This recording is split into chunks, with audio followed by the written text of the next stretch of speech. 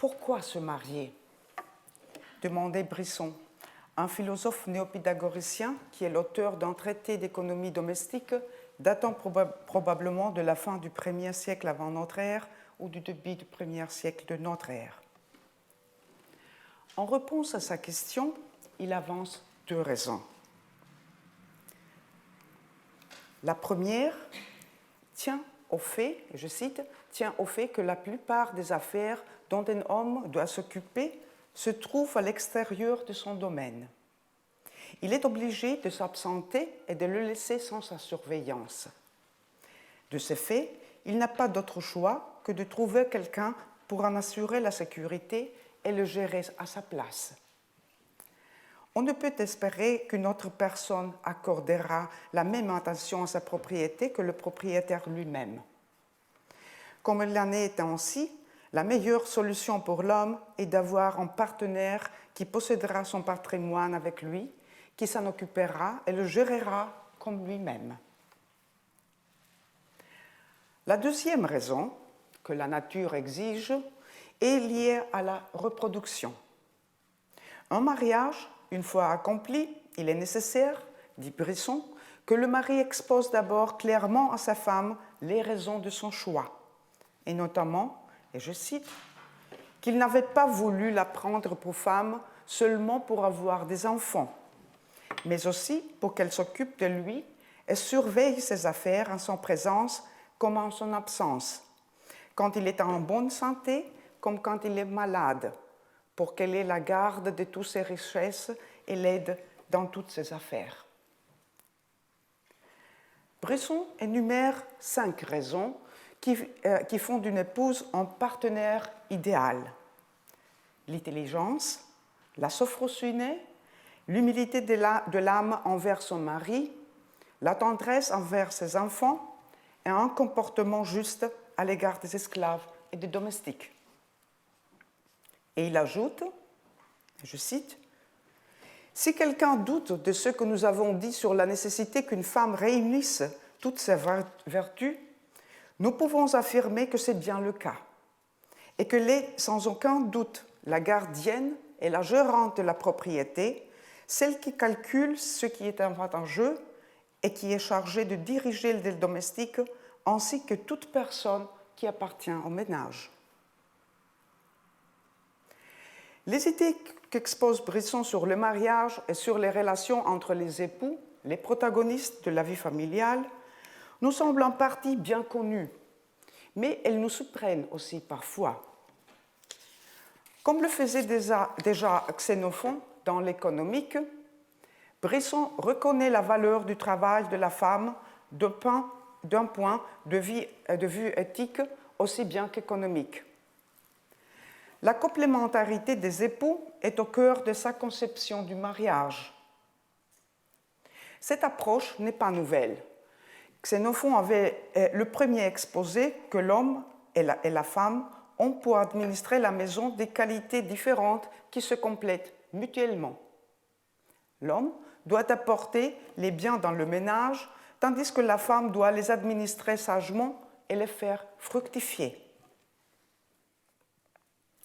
Aristote reconnaît lui aussi la complémentarité du mari et de la femme, mais sa hiérarchie clairement établie entre la personne qui gouverne, l'archon, et celle qui est gouvernée, l'archoménos, le conduit à définir la relation domestique fondamentale comme une domination despotique, pour reprendre une expression de Eckhard Schüttrumpf.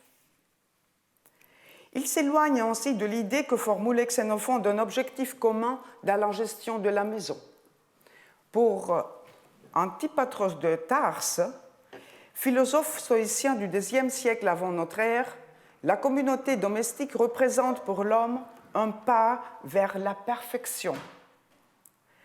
Une maison ou une ville serait imparfaite si elle n'était composée que d'hommes ou de femmes. Les fonctions que remplissent les femmes comme administratrices du foyer et productrices d'enfants font d'elles une seconde main ou une seconde jambe pour l'homme. Dès lors, celui-ci peut pleinement consacrer son temps libre aux activités politiques et aux affaires de la police. En réalité, la complémentarité présentée par Antipatros n'en est pas une, car il ne s'agit pas de deux parties différentes qui se compléteraient mutuellement, mais de la duplication d'une partie, celle de l'homme, grâce à l'aide d'une femme perçue comme presque asexuée. Par rapport à Xénophon, Aristote ou Antipatros, il est clair que la complémentarité dont parle Brisson comporte des aspects traditionnels, mais qu'il s'agit malgré tout d'une conception tout à fait nouvelle. L'épouse n'est pas comprise comme le simple complément du mari, mais comme sa partenaire. Elle n'est plus censée se consacrer exclusivement à l'administration du ménage et à l'entretien des biens de la famille par son travail. Elle doit gérer l'ensemble du patrimoine. Ce n'est plus la perpétuation de l'oikos qui prime, mais le bien-être du mari et le patrimoine. On ne trouve rien chez Brisson à propos de la signification du mariage pour la polis que l'on pouvait percevoir chez Aristote ou Antipatros. De manière générale, ces textes mettent l'accent sur l'importance du mariage avant tout dans la perspective des aspects économiques. Mais il faut aussi souligner le caractère dynamique de ces idées, tant par rapport au mariage que, même si c'est dans une moindre mesure, à la relation entre les époux. À ce propos, les textes reprennent certes des conceptions traditionnelles de ce que les femmes ont le droit ou non de faire, mais on décèle dans ce discours lui-même l'existence d'espaces de liberté. À première vue, comme l'a fait justement remarquer Simon Swain, ces textes témoignent, et je cite, de ce que l'idéal de Pénélope et d'Ulysse a longtemps perduré dans ses œuvres. Mais c'était Ulysse qui commandait. On peut observer que ces auteurs accordent un certain pouvoir aux femmes ou les en privent en fonction des intérêts du mari. Mais en même temps, la mise en pratique de ces principes exigeait un repositionnement correspondant des maris vis-à-vis de leurs épouses, de leurs enfants et de leur environnement en général. Ainsi, bien que l'établissement de nouvelles règles ait concerné en premier lieu les femmes, les hommes ne sont également sentis obligés, bien qu'indirectement, de s'adapter eux-mêmes à ces règles. En outre, le fait que plus tard, lors de la période basse hellénistique, on trouve beaucoup de textes traitant directement ou indirectement du mariage, trahit l'existence d'un besoin de conseil de la part des maris. Ce besoin peut s'expliquer par des changements du contexte social susceptibles de mettre en danger leur situation financière et surtout leur statut social. Il fallait réagir à ces dangers par des stratégies nouvelles. À cette question s'en rattache une autre, qui concerne la relation entre ce type de texte et la pratique sociale. Ces écrits sont-ils le reflet d'une pratique vécue et de mentalité quotidienne? Les sources documentaires hellénistiques confirment-elles ou contredisent-elles les approches formulées dans ces textes? Qu'en est-il de cette séparation entre les sphères d'action respectives des conjoints dont parlent les écrits d'économie domestique sous couvert de complémentarité? Et dans quelle mesure l'idée que le mari est le principal responsable de l'élaboration et de la mise en œuvre des stratégies relatives au patrimoine et au statut de la famille est-elle conforme à la réalité, sachant que ces stratégies devaient être soutenues et appliquée par tous les membres de la famille ensemble et en particulier par les épouses? L'acte fondamental du mariage, à savoir l'indié ou ekdosis, la dation, est un rituel accompli par deux hommes. Le père ou le tuteur de la mariée d'une part et le marié de l'autre, au moyen d'un acte de langage et d'un geste de la main. Je te donne cette jeune fille comme épouse afin que tu procrées des enfants légitimes. Je la reçois. Ce dialogue définissait la différence entre des relations informelles et des relations manifestant publiquement une liaison socialement reconnue entre un homme et une femme. Par le rituel de l'inguier, qui comprenait le don de l'épouse, mais aussi celui de la dot, la validité juridique du mariage fut d'abord associée au droit successoral, puis au droit civil. Le but du mariage était en effet de garantir la légitimité des enfants issus de la relation matrimoniale et leurs droits dans la famille et dans la police. L'accomplissement du rituel du mariage institue une réalité sociale qui repose sur la relation asymétrique des conjoints. Le père de la mariée et le marié jouent tous deux le rôle actif dans la célébration du mariage, tandis que la mariée reste passive, voire invisible. La tutelle de la mariée et la dot sont transférées du père au marié dans les conditions convenues. Cependant, en orientant les actions et les attentes des participants dans une certaine direction, le rituel occulte certaines réalités comportant des dangers susceptibles de provoquer un changement dans cette relation asymétrique. La dot est une de ces réalités. Mais que représente exactement la dot et que signifie sa remise à l'époux? Dans la plupart des systèmes d'auto du monde grec antique, la dot directe était un transfert de propriété par lequel la femme recevait une part de l'héritage familial, remplaçant ceux dont elle aurait hérité à la mort des parents. La dot était considérée comme le patrimoine de la femme et servait à assurer sa sécurité financière.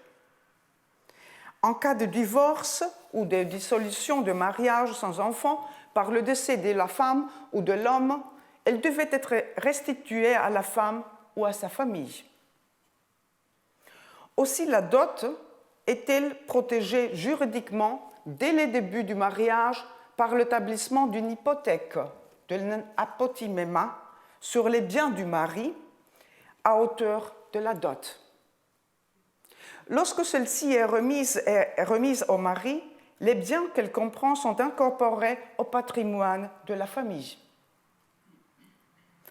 Cela soulève plusieurs questions. Quels sont les droits que la remise de la dot confère au mari sur les biens qu'elle comprend pendant la durée du mariage? Un droit total ou un droit limité de possession et de disposition? Dans la première hypothèse, le mari peut gérer ou même vendre les biens d'auto sans avoir à obtenir le consentement de sa femme qui en est la propriétaire réelle. Dans l'hypothèse d'un droit de disposition limité, la femme doit donner son consentement à toutes les actions et les transactions impliquant des objets de la dot. Étant donné qu'une dot composée d'argent et ou des biens immobiliers constitue une propriété que l'on peut faire fructifier, la question se pose également de savoir qui a un droit sur les bénéfices dégagés.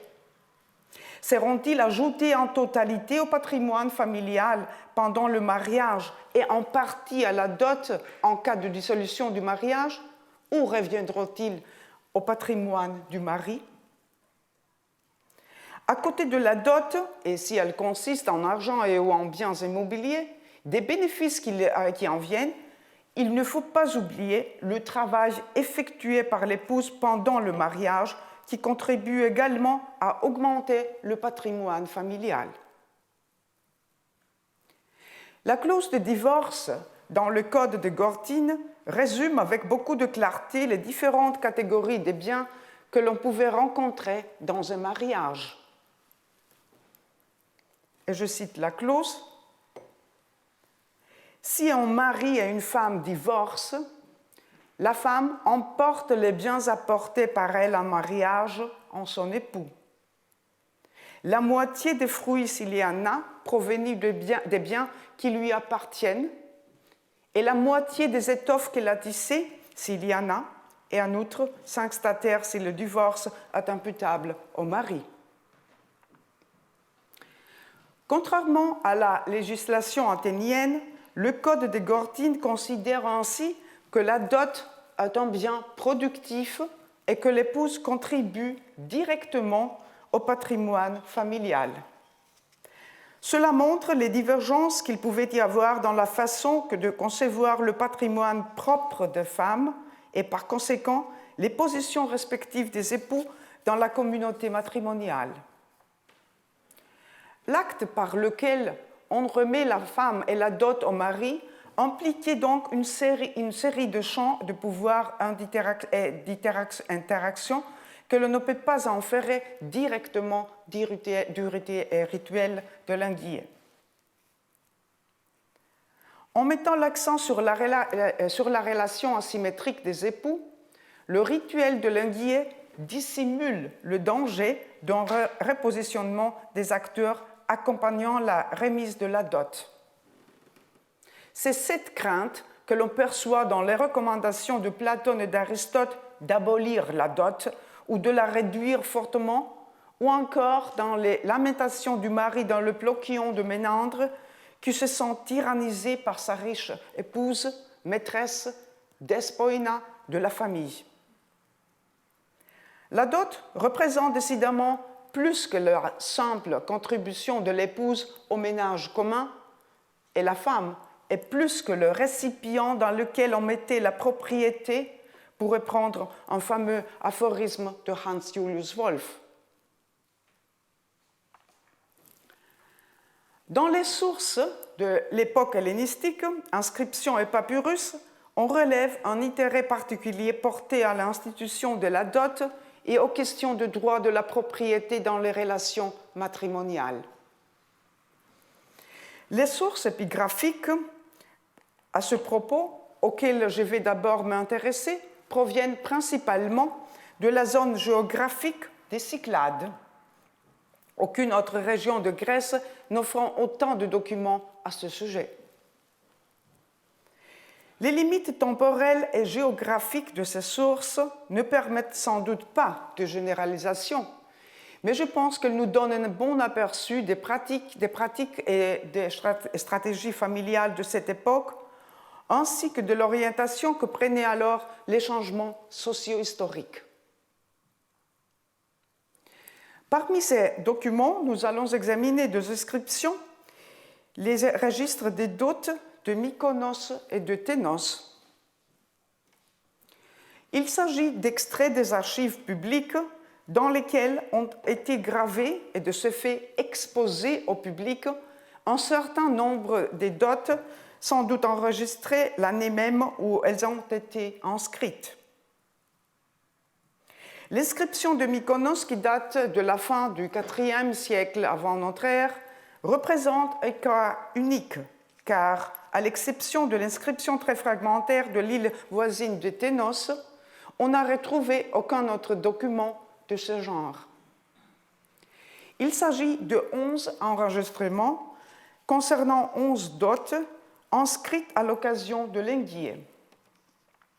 Les enregistrements ne sont pas nombreux, mais complétés par des documents provenant d'autres îles, ils sont très instructifs à propos de la composition et du montant des dots, ainsi que des difficultés éventuelles rencontrées par les tuteurs lors du versement de la dot. Il faut souligner 2 points. Le premier concerne la composition des dots. Les dots consistaient principalement en argent, mais les enregistrements mentionnent également des terres, des maisons et des esclaves féminins. Les maisons et les esclaves ne sont pas estimés en argent, mais comme c'était l'usage à Athènes, mais les vêtements qui faisaient partie avec les bijoux du trousseau personnel de la femme et en tant que tels n'étaient pas soumis à une estimation monétaire à Athènes, le sont ici. Dans deux des trois cas concernés, les vêtements représentent même la moitié de la valeur de la dot versée. Pour d'autres îles des Cyclades également, on a trouvé des documents attestant que la dot était constituée d'un mélange d'argent et de biens-fonds, comme le montrent les transactions financières réalisées par des femmes à Ténos, les prêts accordés par le sanctuaire de Délos à des femmes sur la base de leurs biens immobiliers, ou encore les bornes de pierre ou roroi placées sur des maisons ou des domaines faisant partie des dots que l'on trouve à Syros et à Naxos. Le deuxième point concerne la valeur monétaire des dots. Si l'on examine les montants des dots à l'écart entre leurs valeurs à Mykonos et à Ténos, force est de constater qu'elles étaient assez considérables pour ces petites sociétés insulaires à la population peu nombreuse et comportant une classe supérieure numériquement plus restreinte qu'Athènes.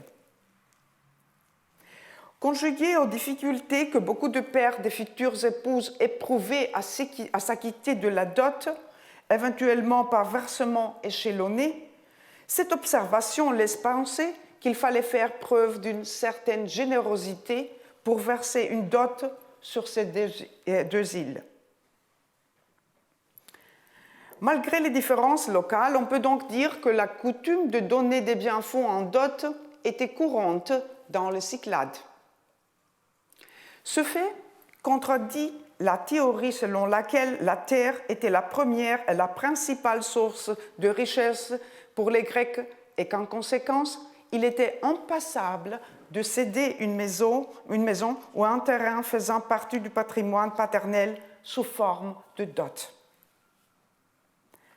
On constate au contraire non seulement que les maisons et les biens fonciers faisaient partie des dots, mais puisqu'ils n'étaient pas l'objet d'une estimation financière, qu'ils étaient considérés comme des biens personnels de l'épouse. En d'autres termes, le mari ne pouvait ni les vendre ni les remplacer par leur valeur monétaire en cas de divorce. Mais quel objectif poursuivait celui qui incluait une maison ou un terrain dans la dot qu'il versait? La réponse habituelle selon laquelle il s'agissait d'aider ainsi le mari ne rend pas compte de ce que l'on constate. La contribution à l'entretien de la mariée était déjà assurée par la remise d'une modique somme d'argent. Mais les maisons et les biens fonciers sont des valeurs qui peuvent être utilisées de plusieurs façons. Les maisons peuvent servir de logement au jeune couple qui peut aussi administrer les terrains. De même, la femme accompagnée de son mari ou le mari à titre d'administrateur de la dot pouvait mettre une maison en location, affermer une propriété ou encore, comme nous le verrons, l'utiliser pour contracter une hypothèque. L'inclusion de biens immobiliers dans la dot pouvait donc contribuer à consolider ou à accroître les ressources financières de la famille. Il reste à savoir si, en théorie, l'épouse avait également des droits sur les profits résultant de ces biens, c'est-à-dire sur les bénéfices réalisés en commun. La protection du patrimoine de l'épouse contre d'éventuelles atteintes de la part du mari et surtout la garantie de restitution de la dot en cas de dissolution du mariage sont des aspects que nous connaissons grâce aux orateurs attiques. On a essayé de limiter ces dangers par une procédure d'estimation de la dot, que j'ai dit en dernier, c'est ce qu'on appelle l'apotiméma. Cette procédure a également été appliquée à Amorgos, Naxos et Syros sous une forme modifiée, parallèlement à l'authentification des accords d'Otto. Celle-ci était effectuée ou bien en titre privé, ou bien dans le cadre d'un enregistrement public, comme c'était le cas à Mykonos et à Ténos. L'intérêt actif que portait la police au mariage et surtout aux dots On pourrait presque parler d'intervention étatique et très instructif. Bien sûr, l'acte de contracter en mariage était une question familiale qui avait des conséquences publiques. Il créait des structures, des hiérarchies et des identités familiales et contribuait à reproduire les lois et l'idéologie familiale de la police. Les significations du mariage ont toujours dû être adaptées à de nouvelles circonstances, comme le montre l'extension du lien entre mariage et droit successoral à un lien entre mariage, droit successoral et citoyenneté après la loi de Périclès à Athènes. On peut considérer que la décision d'une police d'enregistrer les mariages avec leur dot était une mesure destinée à prévenir d'éventuels procès qui auraient pu concerner la légitimité du mariage, les droits civils, la restitution d'une dot ou encore son versement incomplet. Cela n'explique néanmoins pas pourquoi ces enregistrements ont été gravés sur la pierre et exposés publiquement. La stèle comportant le registre dotal de Mykonos, au verso de laquelle a été gravé par la suite le fameux calendrier de sacrifice, a peut-être été placée au Lénaion, le sanctuaire de Dionysos Lénaios. La police légitimait ainsi non seulement le mariage, mais aussi et surtout la dot, comme un de ces éléments constitutifs indispensables.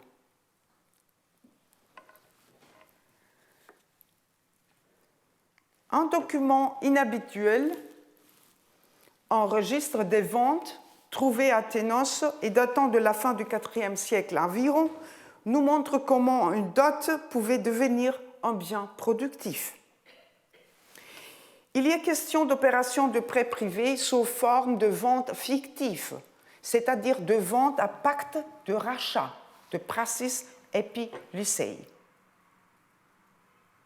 Avec la remise du montant du prêt, considéré comme le prix d'achat du bien, faisant fonction de garantie, l'acheteur, c'est-à-dire ici le créancier, devenait propriétaire du bien en question. Mais ce transfert de propriété était provisoire. Si le vendeur, c'est-à-dire le débiteur, remboursait son emprunt en temps voulu et en totalité, l'achat se trouvait ipso facto dissous. Le débiteur avait un droit de rachat et pouvait généralement rester en possession du bien qu'il avait temporairement vendu en garantie du prêt. Les objets de ces opérations de prêt étaient des biens fonciers et immobiliers provenant principalement de dots ou de parts d'héritage. Dans une société où la dot et le partage de la succession représentent les lois de la circulation des biens, ce sont précisément ces actifs qui sont utilisés pour accroître le capital investi. Roland Estienne a appelé affairisme rural ce type de circulation des biens dans le cadre d'une société agricole comme celle de l'île de Ténos. Selon lui, les transactions hypothécaires telles qu'on les pratiquait à Ténos au moyen de ces contrats d'achat, compte tenu des intérêts sur la somme prêtée, étaient tout à fait rentables. Parmi les 50 personnes impliquées dans cette transaction, 24 sont des femmes qui, accompagnées de leur mari ou d'un autre parent masculin, concluent des contrats de prêt, règlent des dettes ou accordent elles-mêmes des prêts. Quelle fonction remplissaient ces activités de prêt? Quel rôle le mari et la famille jouaient-ils dans ces opérations?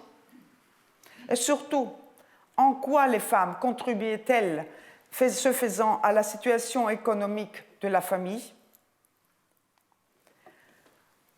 Les cas les mieux documentés donnent à penser que les femmes ne cherchaient pas à satisfaire leurs propres besoins en contractant ou en accordant un prêt, mais qu'elles agissaient avant tout en tant que membres de la famille afin de répondre aux besoins de leurs proches.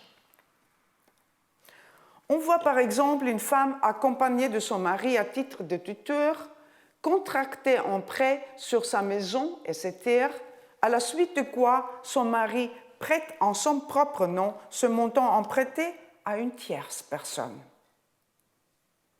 Pour le dire avec Antipatros de Tarse, deux mains valent mieux qu'une, ou encore, il vaut mieux avoir deux capitaux dans la famille qu'un seul. Un autre exemple montre que les femmes participaient à ce genre de transactions par solidarité familiale. Il s'agit de la famille de la riche veuve Iphicritée et de ses 3 enfants, 2 fils et une fille célibataire qui ont effectué plusieurs opérations de prêt.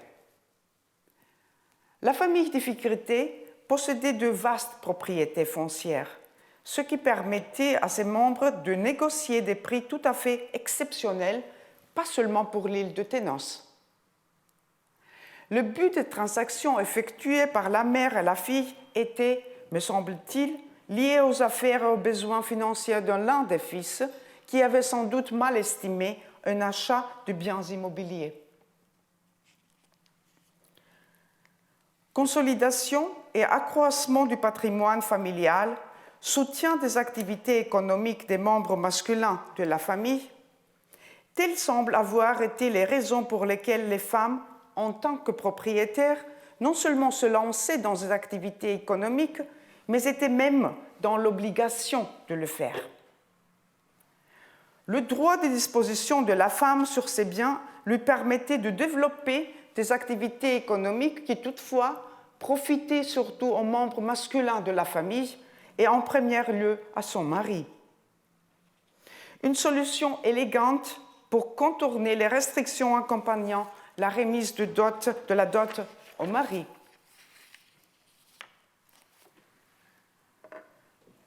L'analyse des rapports entre époux dans la perspective juridique des régimes matrimoniaux ne se limite pas à l'examen du droit dotal. La principale question à ce sujet concerne en effet l'existence d'actifs autres que la dot et l'héritage paternel du mari, qui auraient été acquis ou reçus en héritage pendant le mariage par l'un des époux ou par les deux ensemble, et des effets qu'ils peuvent avoir sur les rapports entre époux au point de vue du droit patrimonial. Les enfranchissements d'esclaves donnent un aperçu sur la situation financière du maître ou des maîtres. Les esclaves pouvaient en effet non seulement avoir été amenés dans le mariage par l'un ou l'autre des époux, mais ils pouvaient également avoir été acquis pendant le mariage, que ce soit à l'aide du patrimoine dotal de la femme ou de ses moyens propres, ou grâce au patrimoine du mari, ou encore avec les moyens communs des deux époux. Les documents dont nous disposons indiquent qu'il existait une série de variantes de 2 cas de base, à savoir l'affranchissement individuel et l'affranchissement conjoint, en fonction des différents contextes locaux et des différentes conceptions juridiques qui règnent.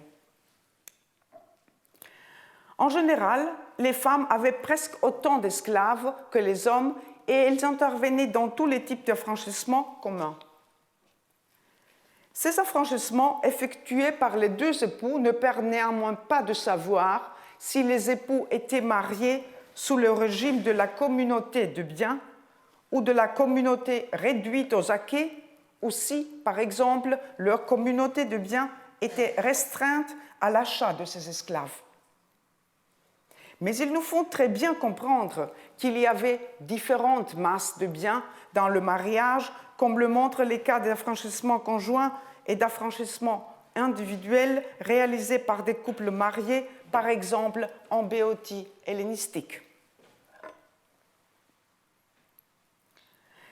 D'après les sources, on peut supposer que le régime matrimonial était en général un régime mixte, avec des variantes. Certaines parties des biens, dot et patrimoine, appartenaient à chacun des époux. C'est ça le régime matrimonial de séparation de biens, et n'étaient jamais mis en commun, même si les biens étaient réunis pendant la durée du mariage et administrés par le mari.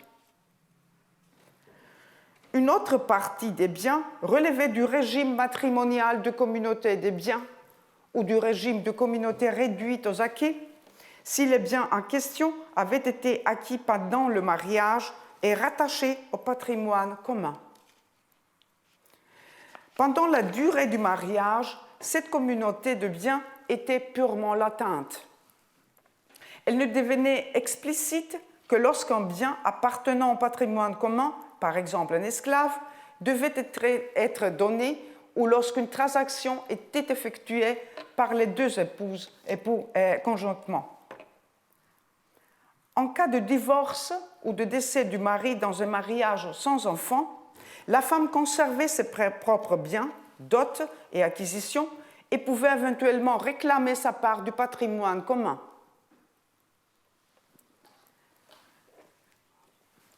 Un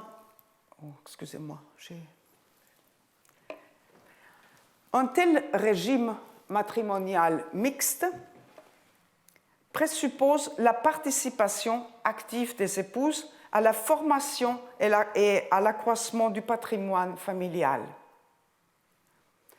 L'objectif était de permettre aux membres masculins de leur famille d'occuper une place permanente dans la vie sociale de leur cité. Si la propriété représentait en effet au niveau du ménage le moyen économique permettant le maintien de la famille, elle était au niveau de la police une des qualifications autorisant à participer à la vie publique.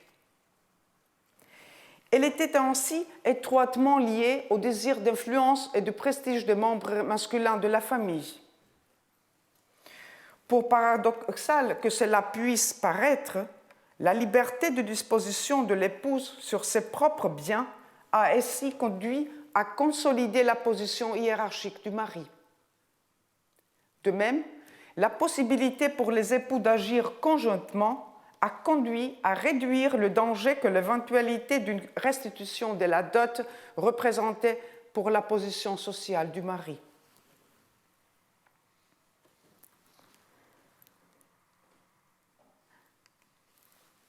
Les mariages n'étaient pas seulement célébrés dans les anciennes poleis grecques, mais aussi dans les nouvelles poleis et dans les royaumes récemment fondés, mariages entre émigrants grecs venus de différentes cités, ainsi qu'entre émigrants grecs et populations locales.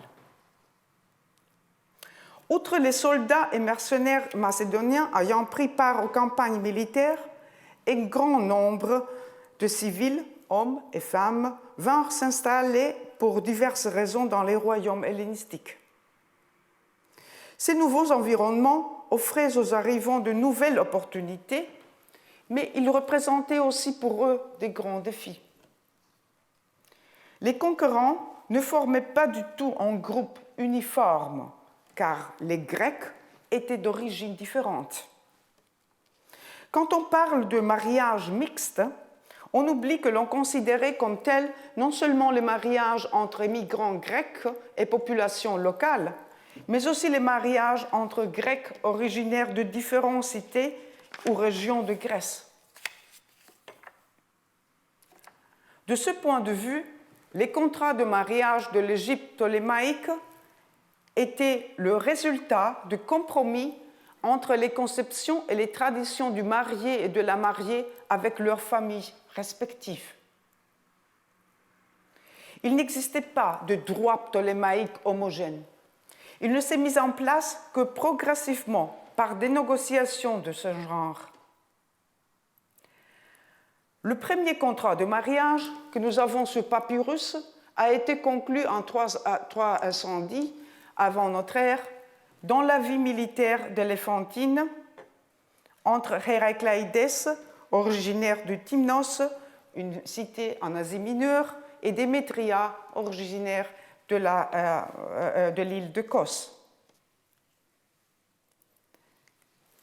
et je cite le commencement de ce contrat, Héracléides prend comme épouse légitime Démétria de Cos, de son père Leptinès de Cos et de sa mère Philotis, les deux époux étant de naissance libre. Elle apporte, à titre de dot, des vêtements et des bijoux d'une valeur de 1000 drachmes. Le contrat de mariage commence par répéter en prose l'acte de langage bien connu impliquant le tuteur de la mariée et le marié. Le père de la mariée n'est pas le seul garant de l'ascendance légitime et du statut personnel de la mariée. Sa mère est aussi nommément mentionnée. Lors de la remise de la dot, il n'est pas fait référence à la personne qui l'a constituée. C'est l'épouse qui apporte elle-même la dot dans le mariage. La dot est estimée dans sa totalité alors qu'elle est composée de vêtements et de bijoux, c'est-à-dire d'objets constituant normalement le trousseau personnel de la mariée et qui, à ce titre, n'étaient généralement ni déclarés ni estimés. Le reste du contrat du mariage se lit comme un dialogue entre les deux époux, dans lequel sont fixées les conditions de leur communauté matrimoniale, c'est-à-dire leurs obligations l'un envers l'autre. Le futur époux s'engage d'abord à mettre à la disposition de Démétria tout ce qui convient à une femme libre. Il ne lui est pas permis d'introduire chez lui une autre femme au détriment de Démétria, ni d'avoir d'enfants avec une autre femme, ni d'agir mal à l'égard de Démétria sous aucun prétexte. Démétria, pour sa part, s'engage à ne pas avoir un comportement susceptible de faire honte, de faire échiner à son mari Héracléides. Une transgression de ces accords de la part de Démétria, prouvée devant des témoins, signifiait la perte de sa dot, tandis que, dans le cas d'une infraction du mari, la sanction prévue était la restitution immédiate de la dot, accompagnée d'une amende d'un montant égal à la valeur de la dot. Comme vous voyez ici, ce sont de 1000 drachmes pour la dot et 1000 drachmes d'argent frappé à l'effigie d'Alexandre comme amende pour la transgression. Les deux époux recevaient chacun un exemplaire du contrat du mariage. Établir une hiérarchie des conjoints au sein de la famille, garantir la sécurité financière de la femme pendant le mariage et bien sûr la protection de sa dot, assurer les droits successoraux des enfants communs, se défendre contre les risques d'une perte de statut social, tous ces aspects étaient manifestement aux yeux des époux des éléments constitutifs fondamentaux d'un mariage. En eux-mêmes, ces points ne sont pas inconnus, mais leur combinaison concrète me paraît représenter une nouveauté. Ce que les époux considéraient comme allant de soi dans leur environnement familial et social respectif, grâce aux codes de conduite et aux normes juridiques élaborées localement, devait à présent faire l'objet d'adaptations. Dans leur communauté d'origine, le comportement des époux, l'un envers l'autre, était régulé par le contrôle social du voisinage, des dèmes, des fratries, etc. En l'absence de ces mécanismes, il fallait mentionner explicitement les transgressions et leurs sanctions. Si on en avait eu la possibilité, comme par exemple à Cnidos, aussi une cité dans l'Asie mineure, d'arrêter les rumeurs sur une prétendue infidélité à l'aide d'une prière de justice publique, il n'aurait sans doute pas été nécessaire d'introduire des clauses particulières sur l'adultère, la violence dans le mariage ou les comportements susceptibles de faire honte. Ce qui est nouveau, c'est précisément ce mélange entre les points de vue sociaux et juridiques qui donne un contenu au cadre fourni par le rituel traditionnel de la dation, l'ectosis ou l'enguie. Outre celle-ci, sur laquelle le dernier document que nous avons date de 304 de notre ère, les aspects traditionnels sont aussi ceux qui concernent la protection de la dot et sa contribution aux finances familiales. Les clauses succinctes et assez vagues du contrat d'Éléphantine sont développées avec différentes variantes dans le 31 contrat de mariage d'Alexandrie et de l'Achora, rédigé entre 310 et 1211 avant notre ère. L'image du couple marié y est clairement hiérarchisée, avec le mari comme chef de la famille. C'est lui qui assume la responsabilité de fournir à son épouse le nécessaire et les vêtements, la nourriture et l'habillement, et même les meubles, comme on le fait pour une femme légitime dans la mesure où les lui permettent ses ressources. La femme doit, et je cite encore, rester avec son mari, lui obéir comme une femme à son mari. Et elle est appelée maîtresse, kyrieusa, de leurs biens avec lui. Mais les contrats de mariage fixent aussi des limites à cette position dominante du mari.